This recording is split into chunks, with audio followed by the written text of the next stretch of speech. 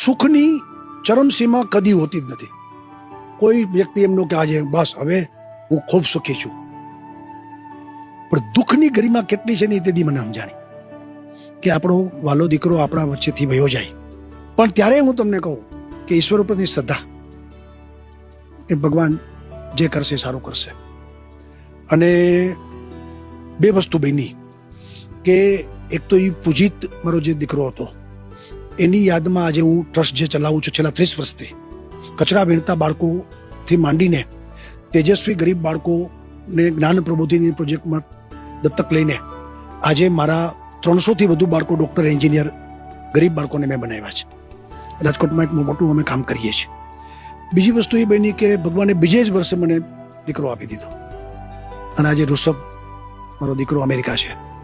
Same શરૂઆતના દિવસોમાં તમે પૂજિત જ જોઈ લો.